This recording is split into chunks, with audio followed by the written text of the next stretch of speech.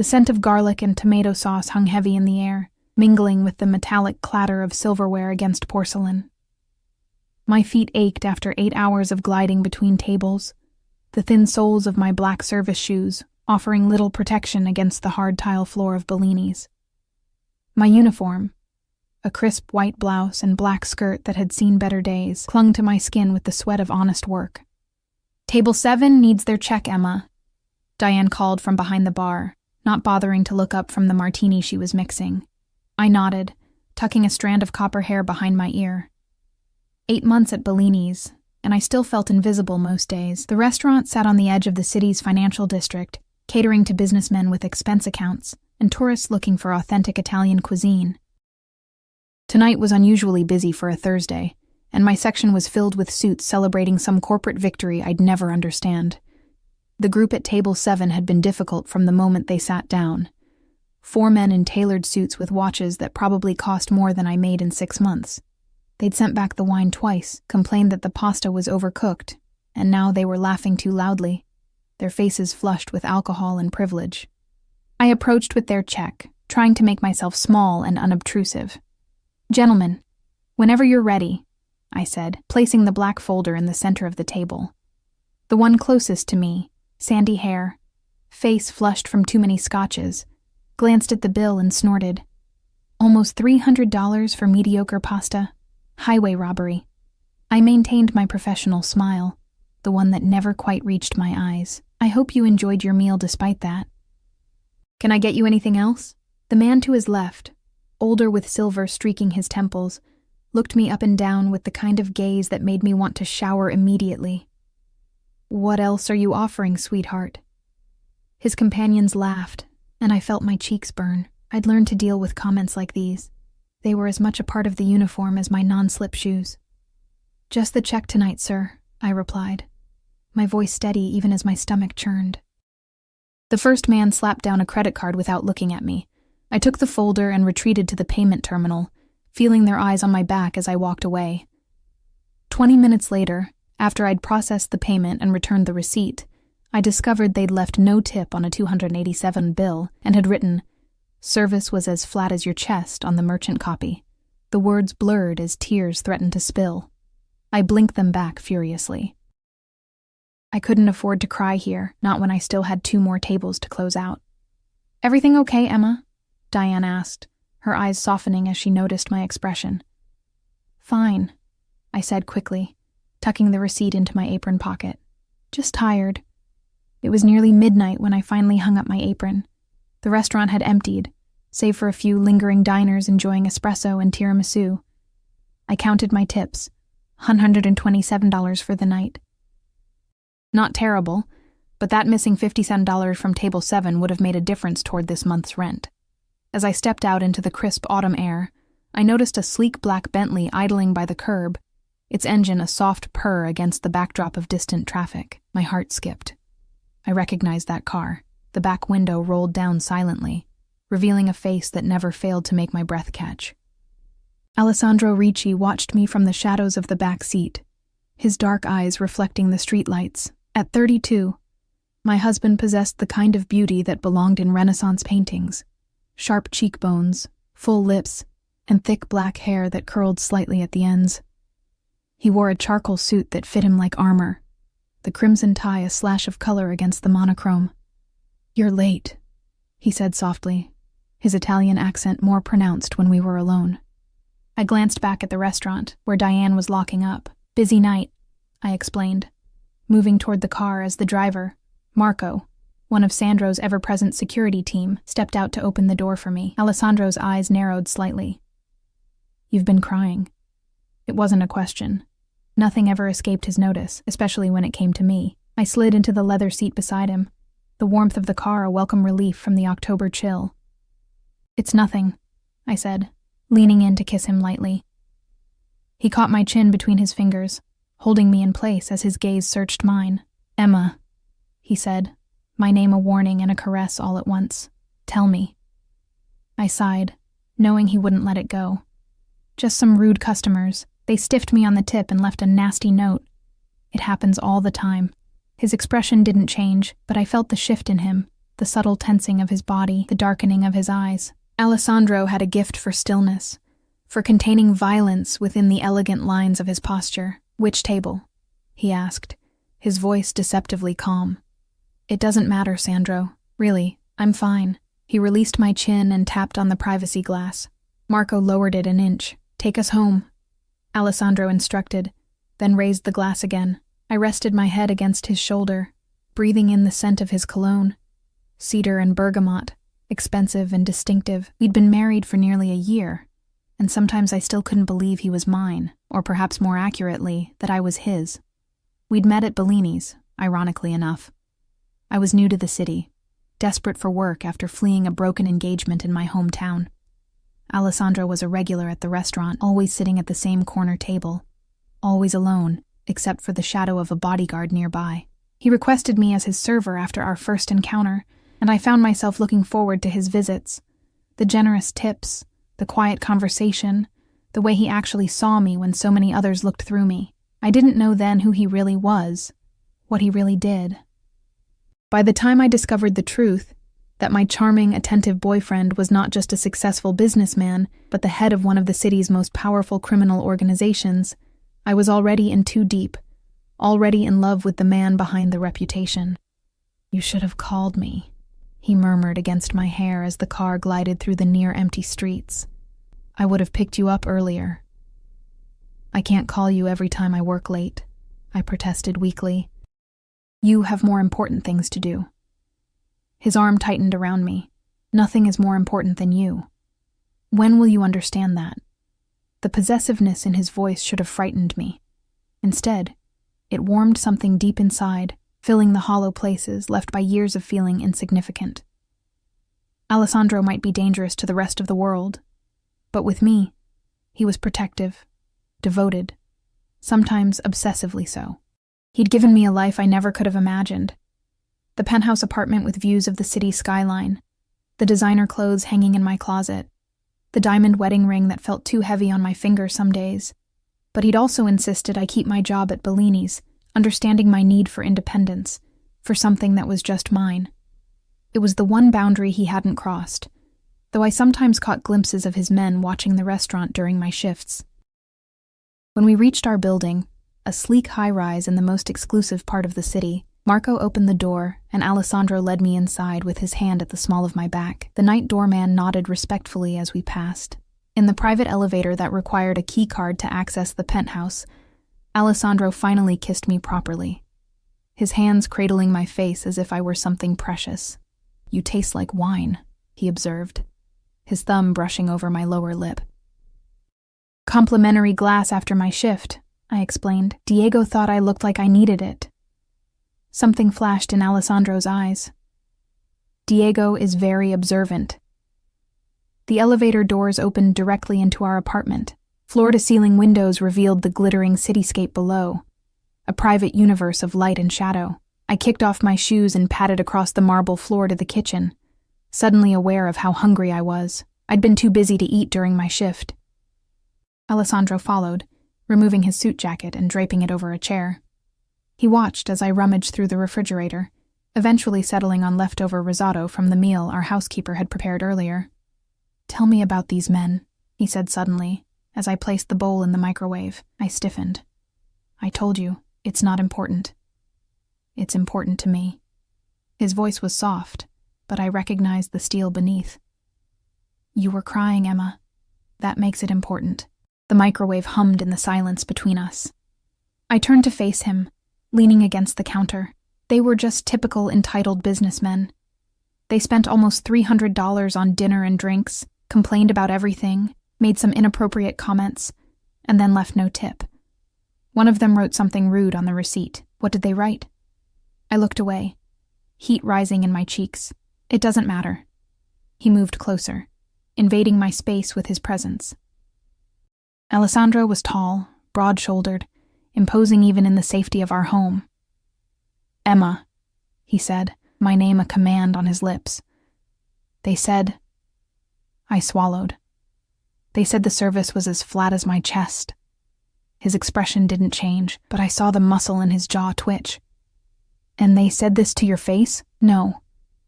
They wrote it on the receipt after I'd walked away. Cowards, he muttered. The microwave beeped, but neither of us moved. What did they look like? These men. A chill ran down my spine. Sandro, no. You promised me you wouldn't interfere with my work. I'm not interfering. I'm asking a simple question. His fingers traced the line of my collarbone. Feather light.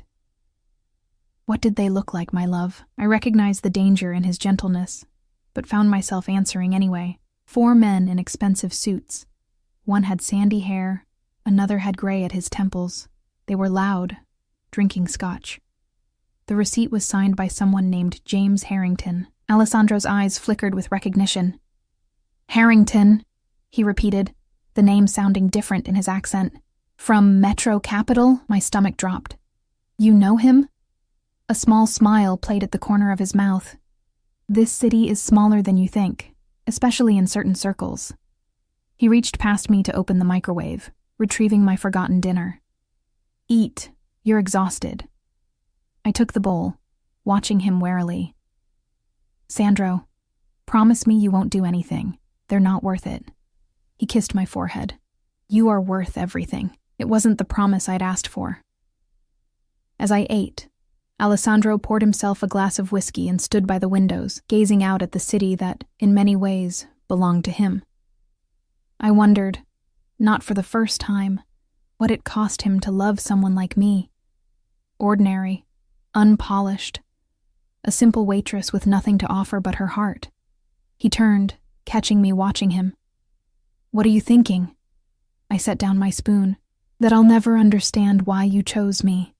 He crossed the room in 3 long strides, taking the bowl from my hands and setting it aside. Then he lifted me effortlessly, setting me on the countertop so our eyes were level. You think I chose you? His hands framed my face, thumbs brushing over my cheekbones. Emma, from the moment you walked up to my table with that shy smile, there was never any choice for either of us.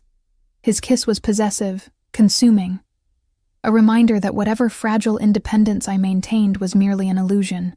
I belonged to Alessandro Ricci, body and soul, just as surely as the city lights beyond our windows. And as his hands moved to my waist, as he carried me from the kitchen toward our bedroom, I pushed away the nagging worry about what tomorrow might bring for James Harrington and his friends. Some things were better not to know, and when it came to my husband's business, ignorance was its own kind of protection. What I didn't realize then was that my careless mention of that name would set in motion events that would shatter the careful balance of my double life, forcing me to confront exactly what it meant to be the wife of a man everyone feared, but no one refused. I woke to the sound of the shower running and the scent of fresh coffee drifting from the kitchen. Sunlight streamed through the floor-to-ceiling windows, painting golden stripes across the empty space beside me. I stretched, feeling the pleasant ache in my muscles from last night's lovemaking. Alessandro had been particularly intense, almost desperate in his passion, as if trying to mark me, claim me in the most primal way. The digital clock on the nightstand read 9:37 a.m. I frowned, sitting up abruptly.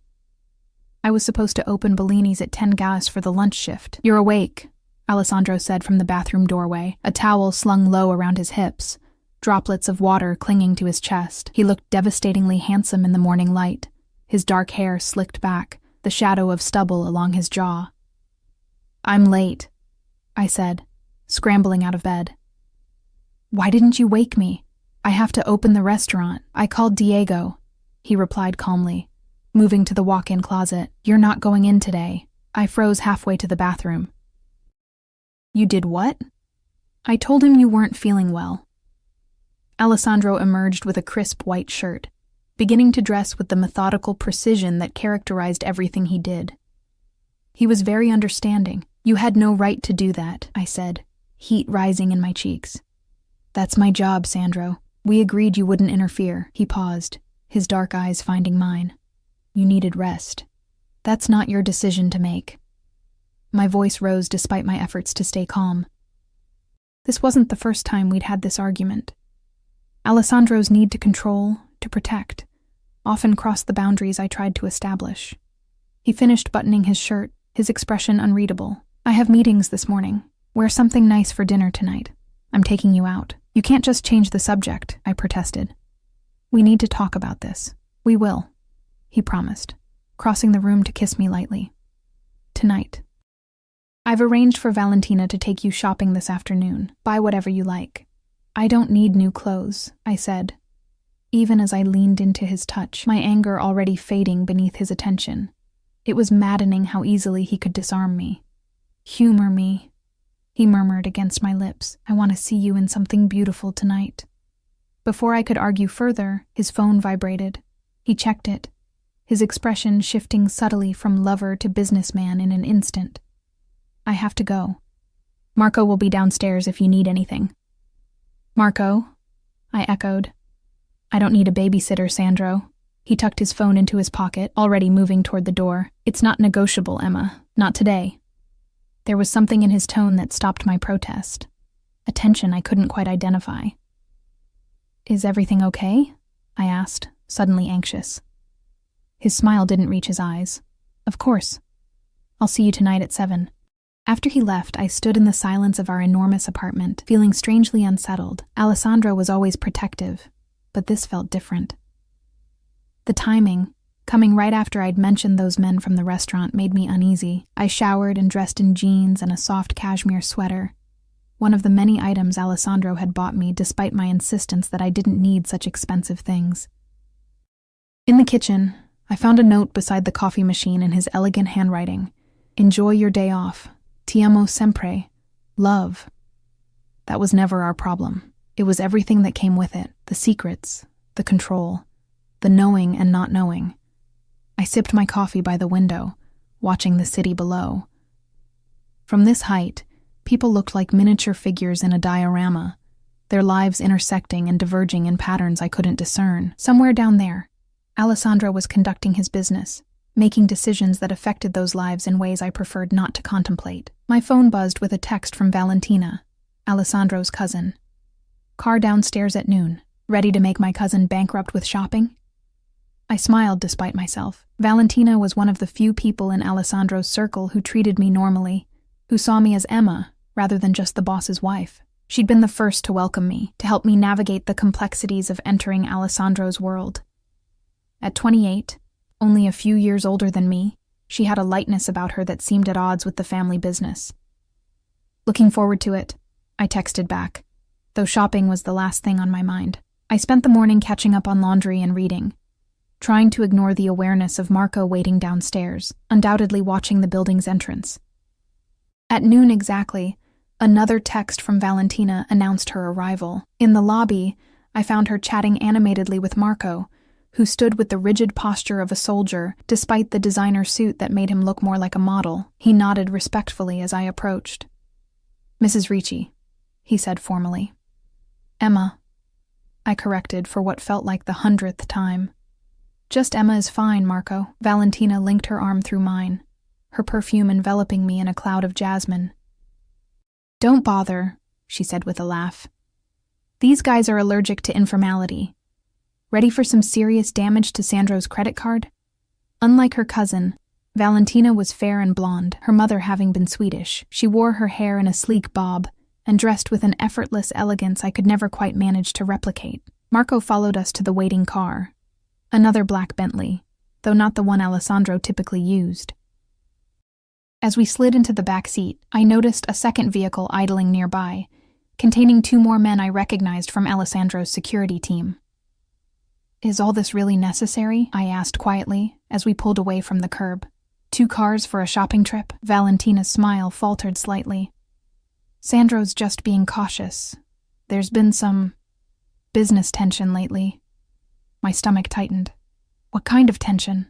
She waved a hand dismissively. Nothing for you to worry about. Just boring family business stuff. Now tell me what happened at the restaurant last night. Sandro was in quite a mood when he called this morning. I stared at her. He told you about that? Not details. Just that some idiots were rude to you. She leaned closer, her voice dropping conspiratorially. Between us, I haven't seen him this angry in a long time. It was nothing, I insisted. Just some jerks who didn't leave a tip. Must have been more than that. she mused. Sandro doesn't get worked up over nothing. I looked out the window at the passing city, uncomfortable with the direction of the conversation. I don't want to talk about it. Where are we shopping? Valentina allowed the subject change, launching into a detailed itinerary of boutiques she'd selected. But her earlier comment lingered in my mind. I haven't seen him this angry in a long time. What exactly did that mean, and what happened when Alessandro Ricci got truly angry? The afternoon passed in a blur of exclusive boutiques where salespeople fawned over us, or rather, over the Ricci name. I tried on countless dresses under Valentina's critical eye, eventually settling on a deep emerald silk gown that she declared would make Sandro forget how to speak Italian. Perfect for Cavalli's tomorrow night, she said, as the salesperson wrapped the dress in tissue paper. I froze in the act of returning my jeans to the dressing room. Cavalli's? What's happening at Cavalli's? Valentina's eyes widened. Oh, shit. Was it supposed to be a surprise? The anniversary party for Antonio and Bianca? Alessandro didn't mention anything about a party, I said slowly. Antonio Cavalli was one of Alessandro's business partners, an older man who treated my husband with a fatherly affection that seemed at odds with their criminal connections. Well, now you have the perfect dress for it, Valentina said brightly, clearly trying to cover her slip. And Sandro probably just forgot to tell you. Men, right? But Alessandro never forgot details, especially not social obligations that involved his inner circle. The fact that he hadn't mentioned this party, scheduled for the very next day, felt deliberate. By the time we finished shopping, with significantly more bags than I'd intended, it was nearly 6. Valentina kissed my cheeks before departing in her own car, leaving me with Marco for the ride home. In the elevator to the penthouse, my arms laden with shopping bags, I found myself studying Marco's impassive face. Marco, I said impulsively, is something happening that I should know about? His expression didn't change, but he shifted slightly, his discomfort evident. It's not my place to say, Mrs. Ricci. Please, I pressed. If there's something going on with Alessandro, I need to know. He hesitated, then said carefully, the boss handles his business. Best for everyone if it stays that way. The elevator doors opened to our apartment, ending the conversation. I stepped out, frustration churning inside me. Always these walls of silence, these careful deflections. Sometimes I felt like I was living in a beautiful cage, protected but isolated. I had barely enough time to shower and prepare for dinner. I chose a simple black dress from my existing wardrobe, rather than any of the new purchases. A small act of defiance against Alessandro's orchestration of my day. I was applying lipstick when I heard the elevator doors open, announcing his return. He found me in the bathroom, his reflection appearing behind mine in the mirror. He'd changed suits since morning, now wearing a midnight blue that made his olive skin glow. His eyes traveled over me, lingering on the familiar dress. You didn't like anything Valentina helped you choose? He asked, his tone light, but his gaze sharp. I met his eyes in the mirror. We're going to talk about why you called Diego and told him I couldn't work today. A slight smile curved his lips. Direct as always, he murmured, stepping closer to rest his hands on my shoulders. I thought you deserved a day off after working so late. That's all. That's not your decision to make, I said, turning to face him. We agreed when we got married that I would keep my job and you would respect that. And I do respect it. His thumb traced my lower lip, smudging my carefully applied lipstick. But I also respect you enough to intervene when necessary. Necessary? I repeated. It wasn't necessary, Sandro. It was controlling. Something flashed in his eyes. Is it controlling to want to protect what's mine? I'm not a possession, I said, though my heartbeat quickened at the intensity of his gaze. Aren't you? His hand slid to my throat, resting there lightly, a reminder of his strength held carefully in check. You became mine the moment you said yes, Emma. Just as I became yours. I swallowed, feeling the gentle pressure of his fingers against my pulse. That's not how marriage works. It's how our marriage works, he corrected softly. I protect what's mine, always. Before I could respond, he kissed me, erasing my arguments with the skill he'd always possessed. When he finally pulled away, I was breathless, my lipstick completely ruined. We should go, I managed, trying to reclaim my composure. "We have reservations." His smile told me he knew exactly what effect he had on me. "Reapply your lipstick, Kara. We have time." Dinner was at Louis', an exclusive steakhouse where Alessandro had a standing private room reservation. As we were led through the main dining area, I couldn't help but notice the ripple of awareness that followed us, the quick glances, the subtle nods of acknowledgement directed at my husband. Alessandro moved through the world as if he owned it, and in many ways, he did. The private dining room was intimate, with dim lighting and a table set for two beside a window overlooking the river, a bottle of champagne already chilled in an ice bucket. "What are we celebrating?" I asked as the maitre d' pulled out my chair. Alessandro waited until we were alone before answering. "Do I need a special occasion to spoil my wife?" I studied him across the table, the candlelight casting shadows across his handsome face. "Valentina mentioned a party tomorrow night at Cavalli's for Antonio and Bianca's anniversary." If he was surprised by my knowledge, he didn't show it. "Yes. I meant to tell you this morning, but I was distracted." His lips curved in a suggestive smile. "You're quite distracting when you're sleeping naked in our bed. Is that why you bought me a new dress today? For the party?" He sipped his champagne. "Partly. You'll need to look exceptional tomorrow night. Antonio specifically asked if you would be attending." I frowned slightly. Why would Antonio ask about me? Alessandro's expression gave nothing away. "Because you charmed him at our wedding, and he's been half in love with you ever since." There was more to it than that, I was certain. But before I could press further, our server arrived with the first course. Oysters on ice, Alessandro's favorite.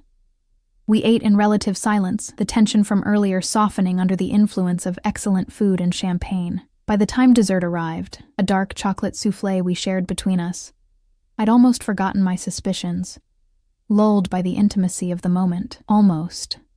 "Sandro," I said, setting down my spoon, "I need you to be honest with me about something." His expression became guarded. "I'm always honest with you, Emma. Did you do something about those men from the restaurant?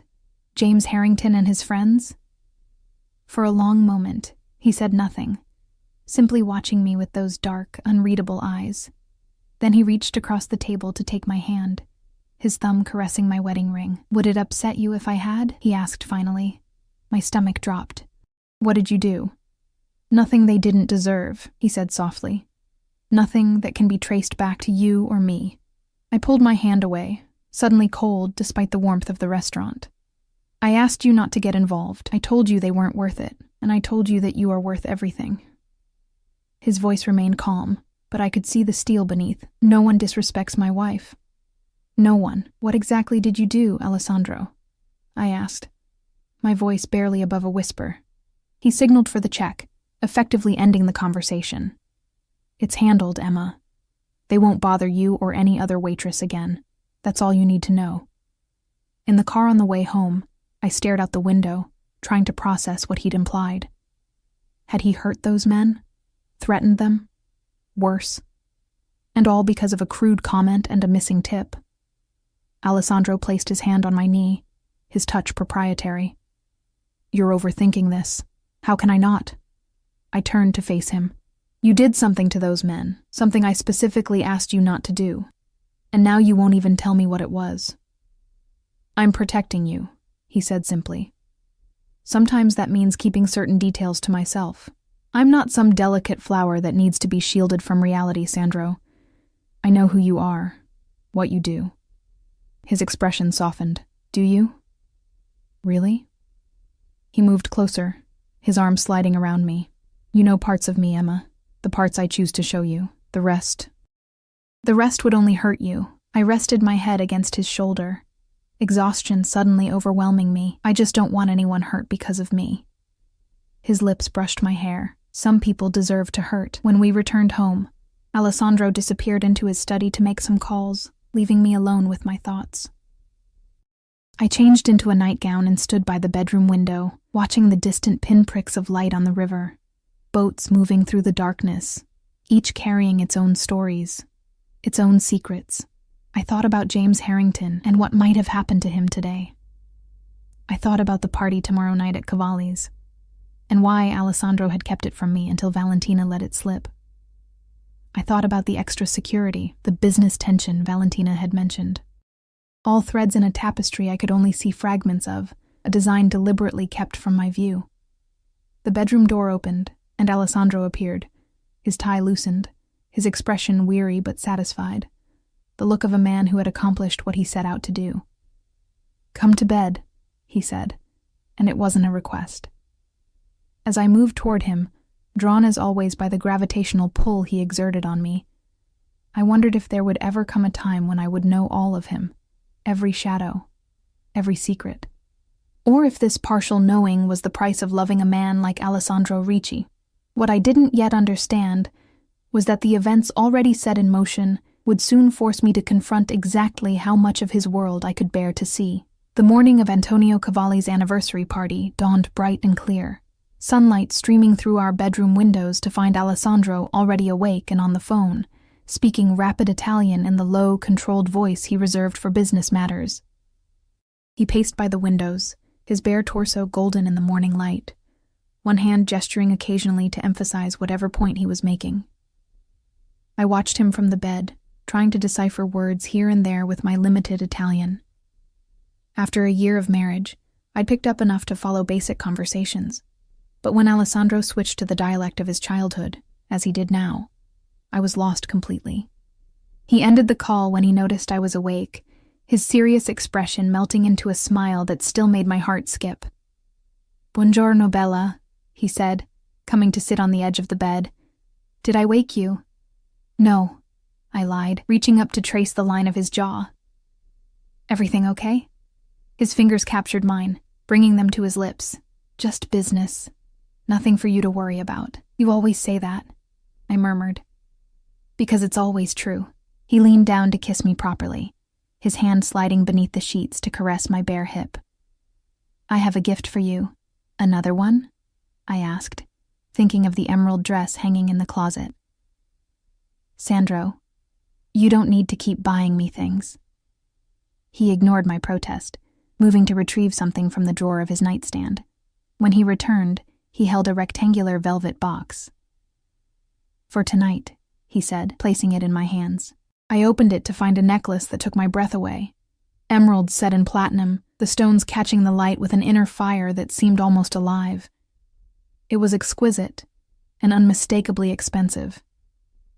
"This is too much," I said, running my finger over the largest stone. "I can't accept this." Alessandro's expression hardened slightly. "You're my wife. Nothing is too much." I sat up, clutching the sheet to my chest. "This isn't about the money, Sandro. It's about—" I trailed off, unsure how to explain the discomfort I felt each time he lavished me with gifts I'd never asked for. "It's about what?" he prompted, his voice deceptively soft. "It makes me feel like you're buying me," I admitted finally. "Like I'm just another acquisition." His eyes flashed dangerously. "Is that what you think? That I see you as a possession to be displayed?" "Sometimes," I whispered. Yes, for a moment he was utterly still, and I regretted my honesty. Then he took the necklace from the box and moved behind me, his fingers cool against my skin as he fastened it around my neck. Its weight settled against my collarbone, unfamiliar and somehow binding. "You are the only thing in this world that I truly possess," he said, his lips against my ear, "because you gave yourself to me willingly. Everything else, the money, the power, the fear, I had to take." A shiver ran down my spine, though whether from desire or fear, I couldn't say. Alessandro's hands moved to my shoulders, turning me to face the mirror across the room. The emeralds gleamed against my pale skin, marking me as unmistakably his. "Tonight," he continued, "you will wear this necklace and that green dress, and everyone will see exactly what you are to me. Not a possession, Emma. My heart, walking outside my body." His words melted my resistance as they always did, transforming my unease into a complicated warmth. I leaned back against him, our reflections merging in the mirror, his darkness complementing my light. "I have meetings until this afternoon," he said, pressing a kiss to my temple. "Marco will take you wherever you need to go today." I nodded, not bothering to argue about the security anymore. Something in Alessandro's demeanor told me today wasn't the day to push that particular boundary. After he left, I spent the morning in a state of restless anticipation.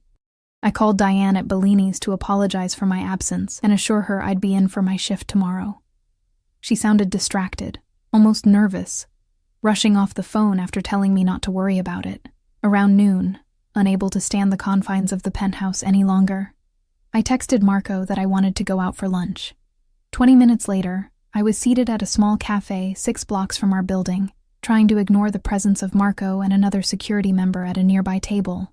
I was halfway through my salad when my phone buzzed with a text from an unknown number. "Is he keeping you prisoner in a golden cage, little bird?" I stared at the screen, my appetite vanishing. Who would send such a message, and how did they have my private number? Before I could decide how to respond, a second text appeared. "The Harrington family sends their regards." My blood ran cold. James Harrington, the man from the restaurant. Somehow he'd gotten my number, was contacting me directly. What had Alessandro done to provoke this? A third message appeared. "Ask your husband what happened to James. Ask him what he's willing to sacrifice to protect his pretty little waitress wife." My hands shook as I set down the phone. I looked around the cafe, suddenly paranoid that Harrington or his associates might be watching me. The only people paying any attention to me were Marco and his colleague, their expressions changing as they noted my distress. Marco was at my side instantly. "Mrs. Ricci? What's wrong?" I couldn't tell him about the texts.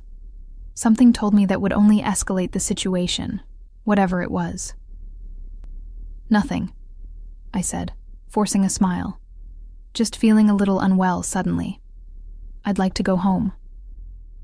Within minutes, I was back in the Bentley, Marco making a call in rapid Italian from the front seat. I heard Alessandro's name and knew he was reporting my sudden departure. Sure enough, by the time I reached the penthouse, Alessandro was calling. "What happened?" he demanded without preamble. I hesitated, torn between truth and self-preservation. "I felt dizzy," I said finally. "Probably just tired from yesterday." There was a pause, and I could almost feel him weighing my words, searching for the lie. "I'll be home early," he said eventually. "Rest until then." But rest was impossible. I paced our apartment, checking my phone compulsively for more messages, my mind racing with questions. What had Alessandro done to James Harrington? How had Harrington gotten my personal number?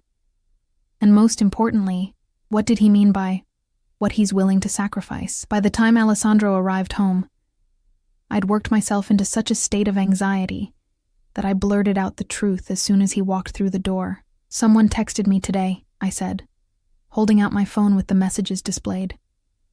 "Someone connected to James Harrington." Alessandro's expression didn't change as he read the texts, but the temperature in the room seemed to drop several degrees. He handed the phone back to me, his movements controlled, deliberate. "Give me a moment," he said quietly, disappearing into his study.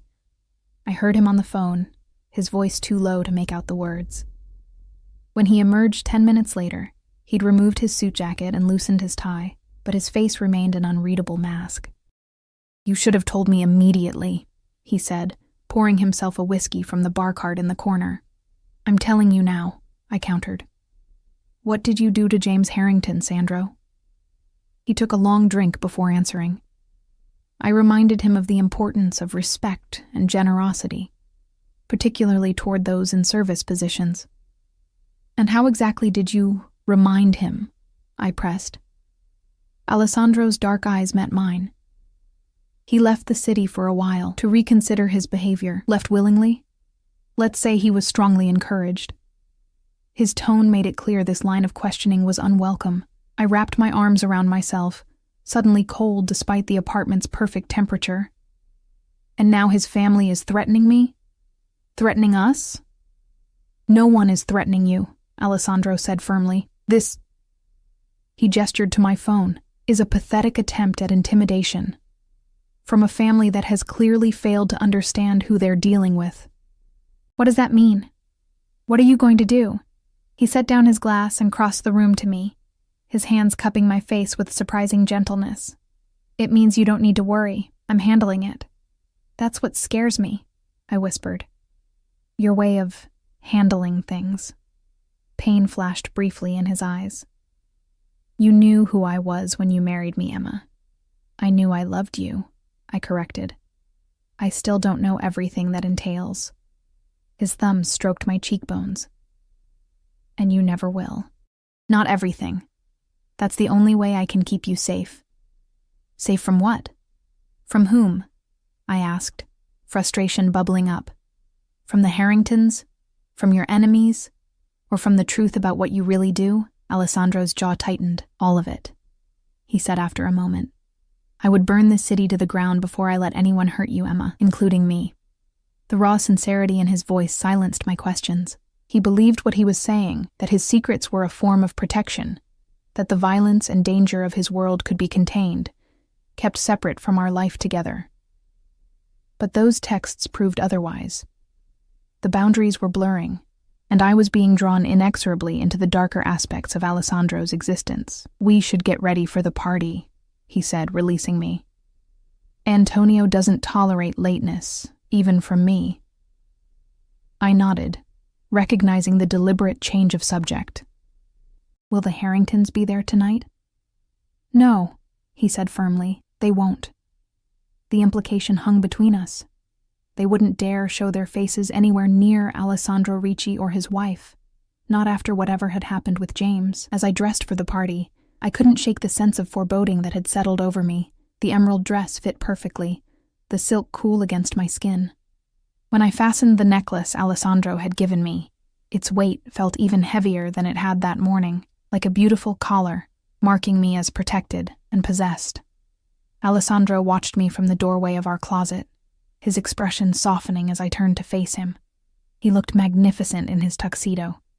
Every inch the powerful man everyone feared and respected. You take my breath away, he said softly. Despite everything, my heart fluttered at the naked adoration in his eyes. Whatever else Alessandro Ricci might be, his love for me was real and consuming. I crossed to him, straightening his bow tie unnecessarily. What will happen tonight? I asked, sensing that this party was more than a simple celebration. His hands settled on my waist. Tonight, we honor Antonio and Bianca's 30 years together. We drink expensive champagne, we dance, and we show everyone that the Ricci and Cavalli families are as strong as ever.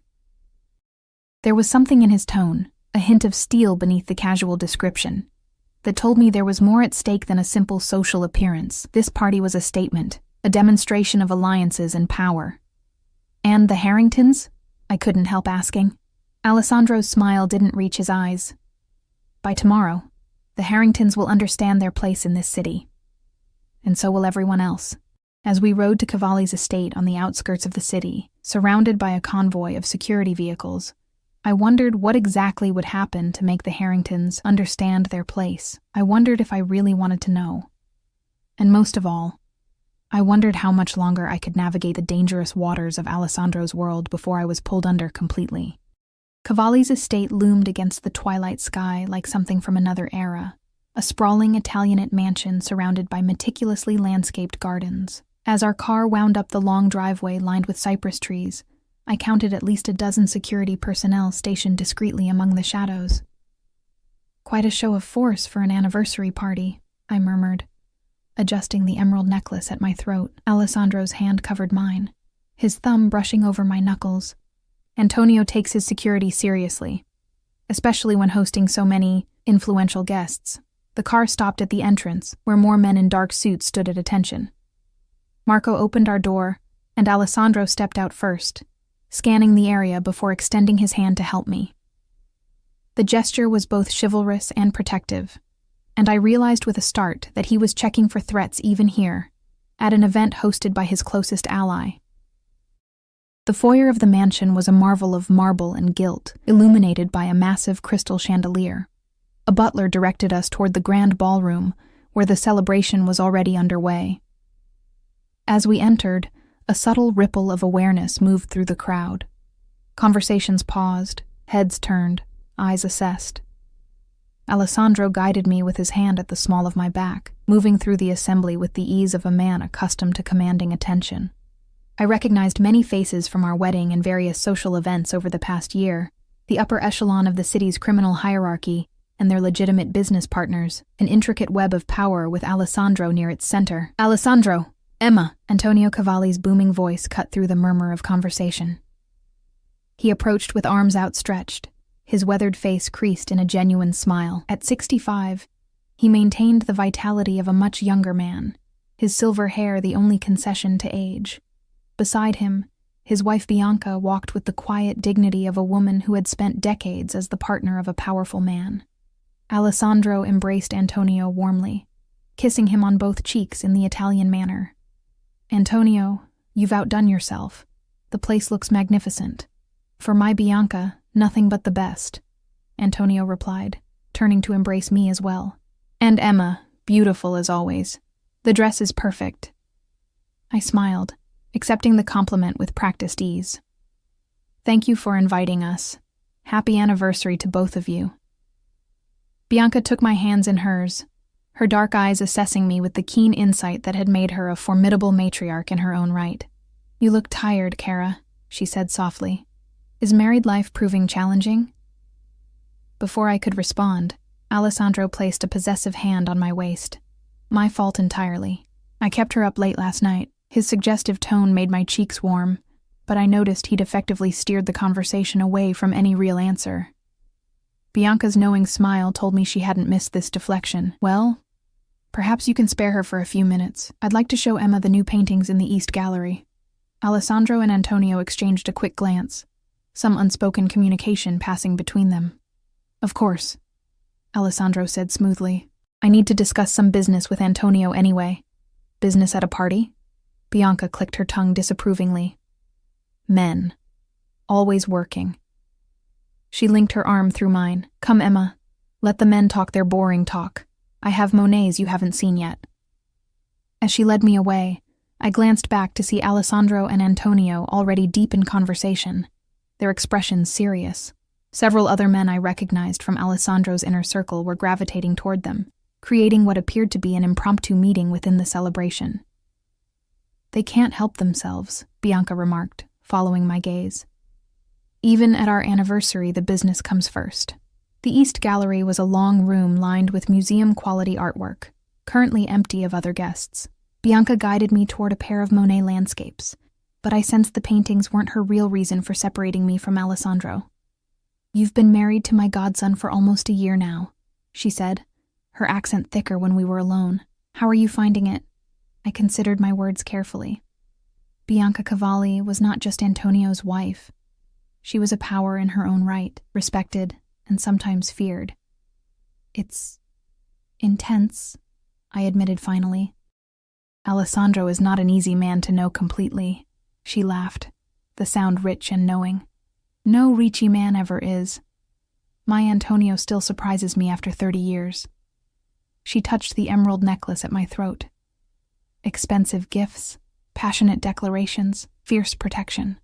But the secrets, those never stop. I swallowed hard, struck by how accurately she'd summarized my marriage. "How do you bear it? The not knowing?" Bianca's dark eyes held mine. "Who says I don't know? There's a difference, Emma, between being kept in the dark and choosing not to look too closely at the light." A shiver ran through me at her words. "I'm starting to wonder if I can maintain that distinction because of the Harrington situation?" she asked casually. I stared at her, stunned that she would mention it so directly. "You know about that?" "Of course." She moved to a small settee, positioned to view the artwork, gesturing for me to join her. "When James Harrington disappeared after insulting Alessandro Ricci's wife, everyone in our circle knew. It was precisely the message Alessandro intended to send." "Disappeared?" I echoed, my mouth suddenly dry. "What do you mean, disappeared?" Bianca studied me for a moment, her expression softening. "You truly don't know, do you? What your husband did?" I shook my head, unable to form words around the knot of dread in my throat. She sighed, patting my hand. "Perhaps but understand this, Emma. The text messages today were a desperate move from a desperate family. The Harringtons have influence in banking circles, but they're nothing compared to what your husband commands. She leaned closer, her voice dropping. Whatever Alessandro tells you tonight, whatever he asks of you, remember that everything he does is to protect what's his. And you, my dear, are the most precious thing he possesses. Before I could press for more details, the door to the gallery opened, and Valentina appeared, stunning in a crimson gown that set off her fair coloring. "There you are," she exclaimed. "Sandro sent me to find you. The dinner is about to start." Bianca rose gracefully, the moment of candor vanishing behind her social smile. "We were just admiring the new additions to Antonio's collection. Shall we?" As we rejoined the party, I scanned the ballroom for Alessandro, finding him deep in conversation with Marco near one of the tall windows. His expression was controlled, but I recognized the tension in his jaw, the slight narrowing of his eyes that signaled anger or concern. When he saw me approaching, his features relaxed into a smile that didn't quite reach his eyes.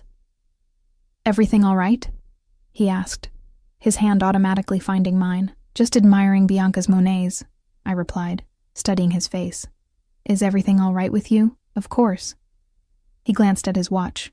Dinner is about to be served. The grand dining room accommodated nearly 100 guests at round tables draped in cream linens and adorned with elaborate floral centerpieces. Alessandro and I were seated at the head table with Antonio and Bianca, along with 2 other couples I recognized as high-ranking members of the Cavalli organization. Throughout the 6-course meal, I watched Alessandro carefully, noting how he barely touched his food, how his attention seemed divided between our table and the entrances to the room, where security personnel maintained a visible presence. Something was wrong. Tension thrummed beneath the veneer of celebration, evident in the quiet conversations, the subtle glances exchanged between Alessandro and Antonio. When dessert was served, an elaborate tiramisu decorated with gold leaf, Antonio rose to toast his wife, his voice carrying across the hushed room. "30 years ago, I married the most beautiful woman in Italy," he began, gazing at Bianca with genuine adoration. "She has been my strength, my conscience, my heart outside my body all these years." I glanced at Alessandro, remembering how he'd used those same words to describe me that morning. His eyes met mine, and for a moment, the rest of the room faded away, leaving only the 2 of us and the complicated love between us. Antonio continued, raising his champagne flute higher. "To my Bianca, who has stood beside me through good times and difficult ones, who has never wavered in her loyalty, who has made all my success meaningful," he turned to address the room at large. "And to all of you who have shared our journey, who have maintained your loyalty through challenges, who understand that family, both blood and chosen, is everything." There was a weight to his words that suggested he was speaking of more than just his marriage. As glasses clinked and applause filled the room, I caught Bianca watching me with sympathy in her dark eyes. After dinner, the celebration moved back to the ballroom, where an orchestra had set up for dancing.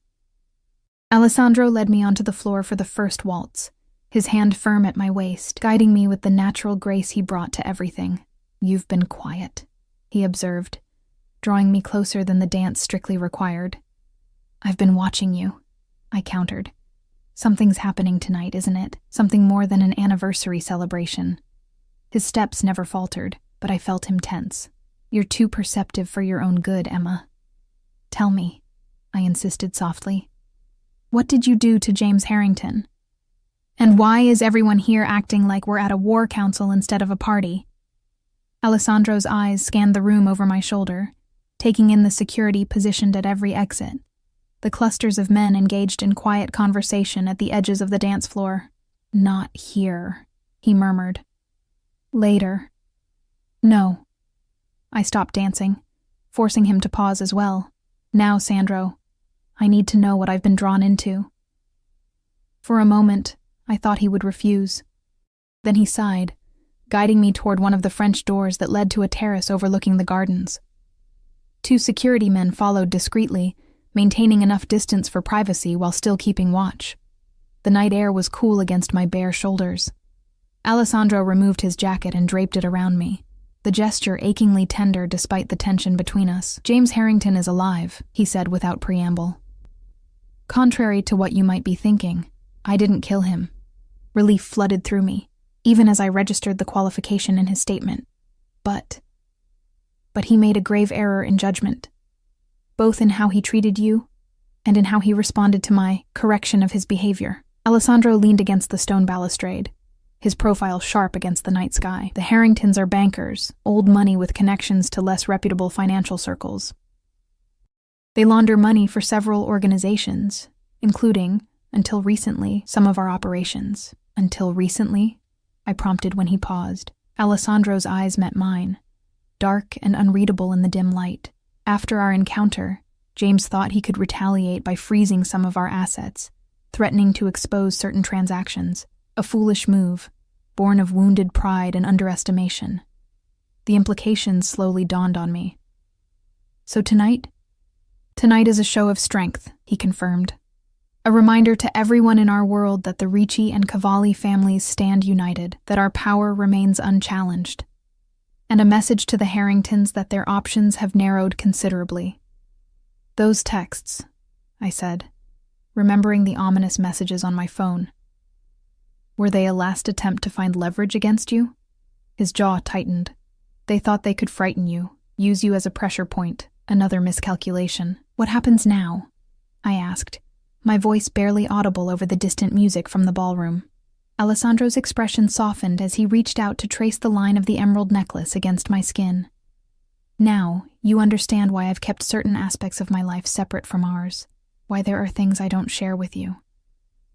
"To protect me," I murmured, echoing Bianca's words. "Always," he confirmed. "But tonight, I need you to trust me completely. Whatever happens in the next few hours, whatever you see or hear, remember that everything I do is for us, for our future, for our safety." A chill that had nothing to do with the night air ran through me. "You're scaring me, Sandro." He pulled me into his arms, holding me tightly against his chest. I could feel his heartbeat, steady and strong. "Don't be afraid, Mia Cara. By morning, this will be resolved. The Harringtons will understand their new position. Business will stabilize, and we can return to our life.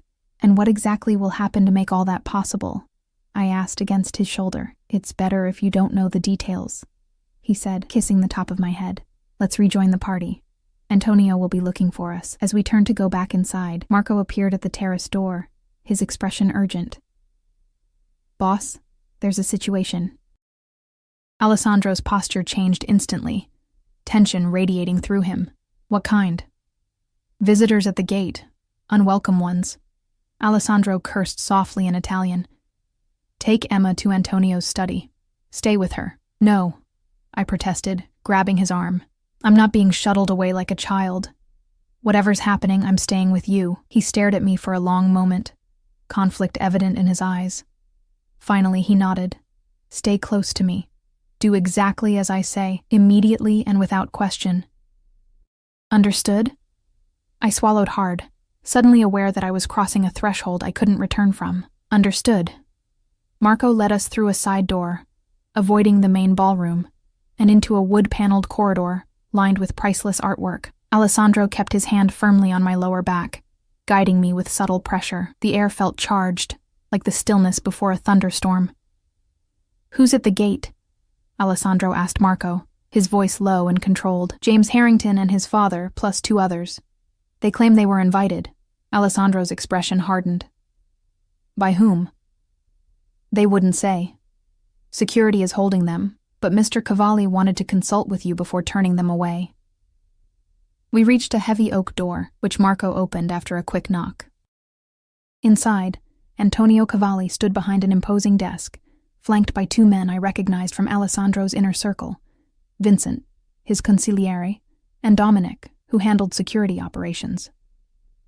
Antonio's eyebrows rose slightly when he saw me. "Emma, I thought perhaps you might prefer to rejoin the ladies in the ballroom." "She stays," Alessandro said before I could respond. "What's Harrington playing at showing up here?" Antonio sighed, gesturing toward a decanter of amber liquid. Drink? I think we might need it. Without waiting for an answer, he poured 4 glasses of what looked like expensive scotch. The Harringtons claim they received a formal invitation from me. Impossible, Alessandro said sharply. You'd never. Of course not, Antonio cut in. But someone went to considerable trouble to make it appear so. The invitation they presented at the gate is an excellent forgery, right down to my personal seal. I accepted the glass Antonio offered, grateful for something to do with my hands. Why would anyone want to lure them here tonight? All eyes turned to me, as if suddenly remembering I was in the room. Antonio was the first to recover. A valid question, my dear. Alessandro, your wife has good instincts. Alessandro's jaw tightened. It's a provocation. Someone wants to force a confrontation between us and the Harringtons, here, tonight. But why? I pressed. Who benefits from that? Vincent, a thin man with shrewd eyes, cleared his throat. The Mancinis would be my guess.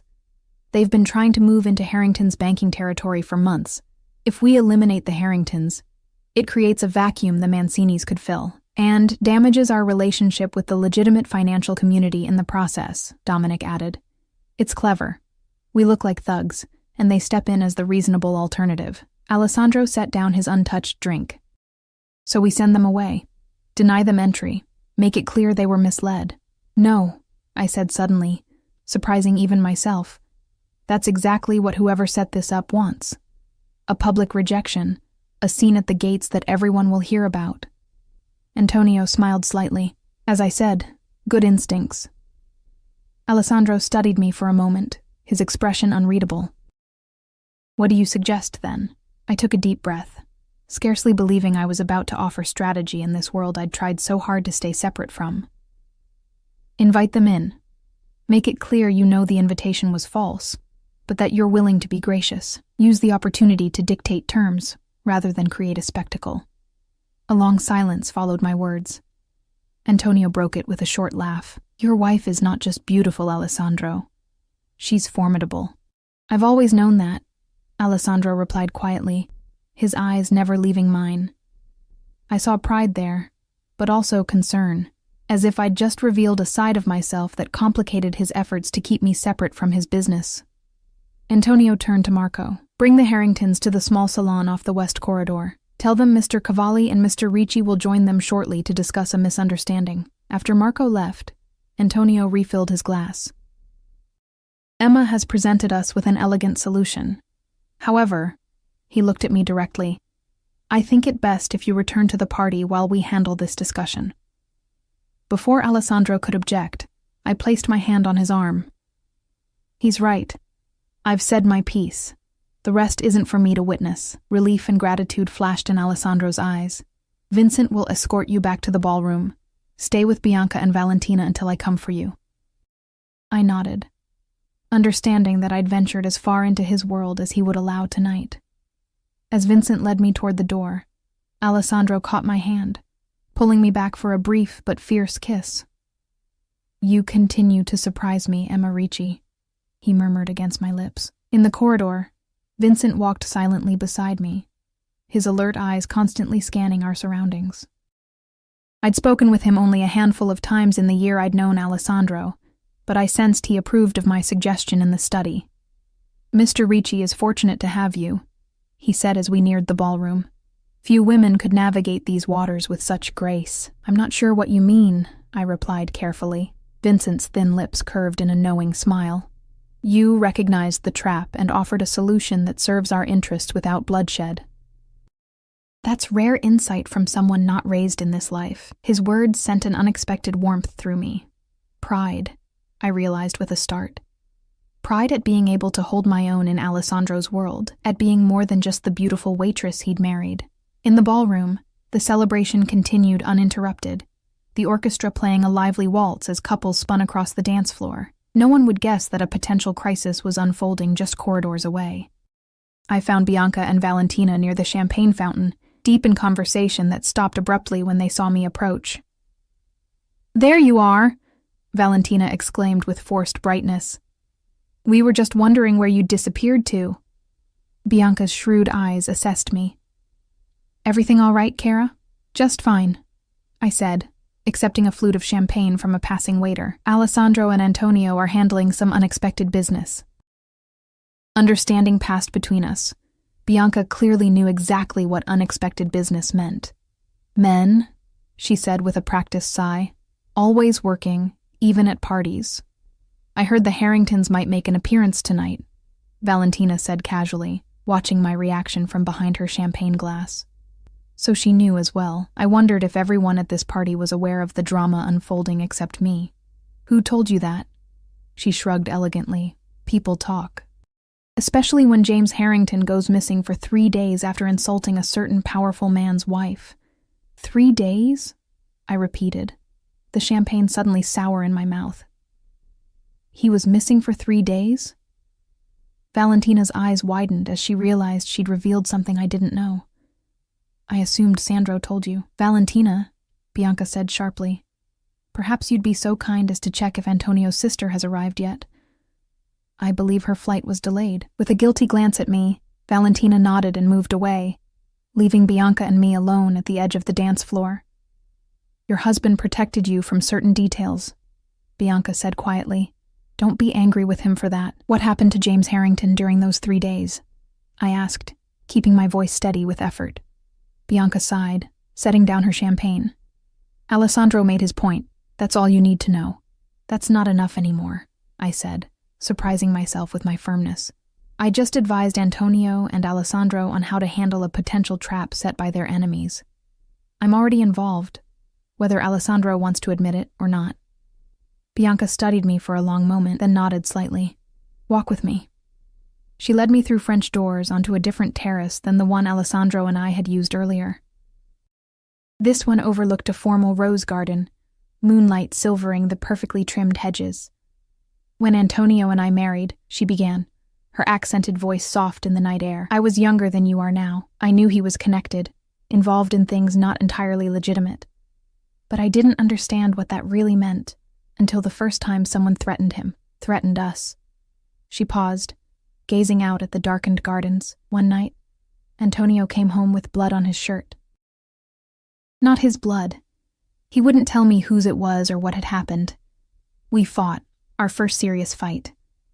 I told him I couldn't live with secrets, with not knowing. What did he say? I asked, drawn into her story despite myself. He said knowledge was a burden, and he loved me too much to make me carry it. Bianca's lips curved in a sad smile.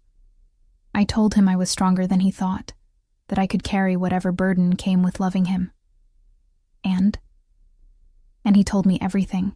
About the man who'd threatened to expose our operations to the police, who'd promised to destroy everything Antonio had built. About how that man had suddenly found reason to change his mind. She turned to face me directly. I didn't sleep for 3 nights afterward, knowing what my husband was capable of.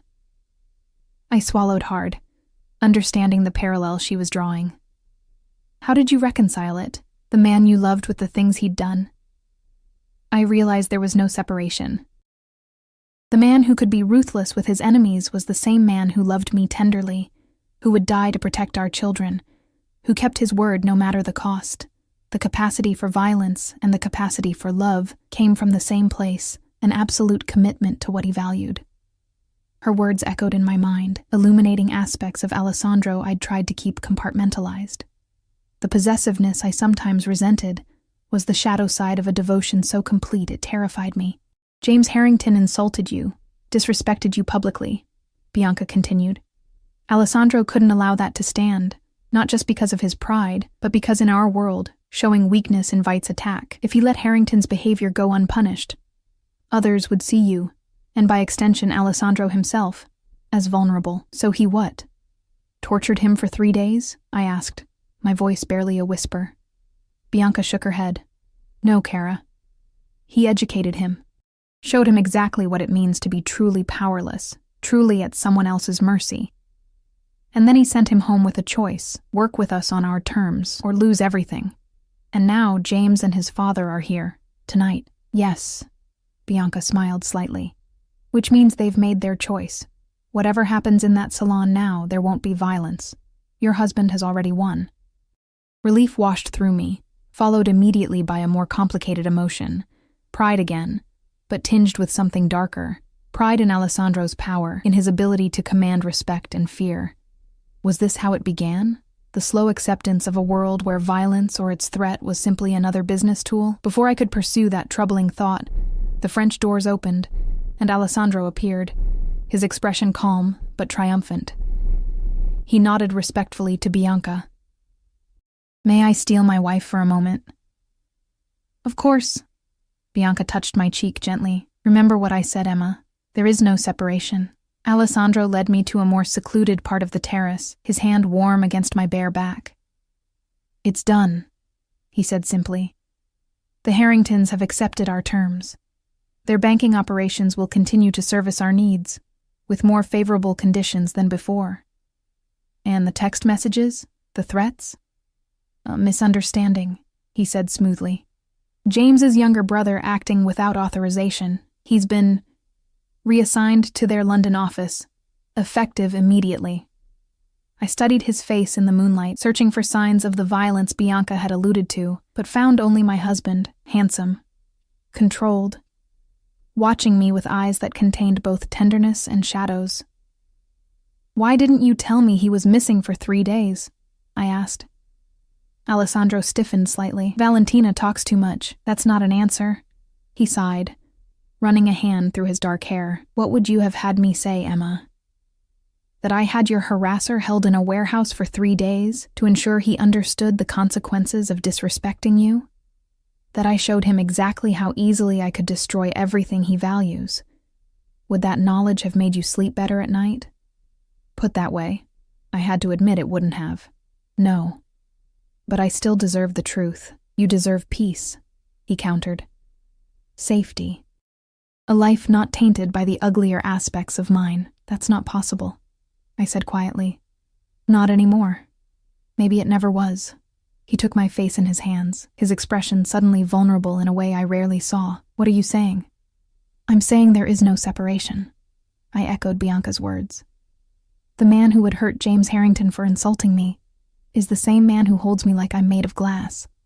The man who commands fear in this city is the same one who notices when I've been crying from across a room." Alessandro's eyes darkened. "And can you accept that? All of it?" I considered the question carefully, feeling the weight of the emerald necklace against my throat, the warmth of his hands on my face. Could I accept the entirety of the man I'd married, knowing now what he was capable of? "I think," I said slowly, "that I've been accepting it all along, piece by piece." Tonight just made it impossible to pretend otherwise. Relief washed over his features, followed by a love so fierce it nearly took my breath away. "I would give all of this up for you, if you asked," he said, his voice rough with emotion. "Everything except you." "I'm not asking that," I assured him, reaching up to trace the line of his jaw. "I'm just asking for honesty between us. No more shielding me from the truth, no matter how ugly. Even if it changes how you see me." "Nothing could change how I see you, Sandro. You're my heart outside my body, too." He kissed me then, deep and possessive, sealing our new understanding. When we finally broke apart, the party continued behind us, music and laughter spilling through the open doors. But something fundamental had shifted between us. A wall breached, a boundary dissolved. Alessandro smiled, offering his arm to lead me back inside. "Shall we dance, Mrs. Ricci?" I slipped my hand into the crook of his elbow, feeling the solid strength of him against me. "Lead the way." As we rejoined the celebration, I caught sight of Bianca watching us from across the room, approval in her dark eyes. I would never be the same innocent waitress Alessandro had first met at Bellini's. That part of me was gone, transformed by the truth of who my husband was, and the world we now fully shared. But in its place was something stronger. A woman who could stand beside Alessandro Ricci as a true partner, eyes wide open to both the darkness and the light. And as we moved across the dance floor in perfect synchrony, I realized that this was the real gift he'd given me, far more valuable than emeralds or luxury. The truth, and the chance to choose it anyway.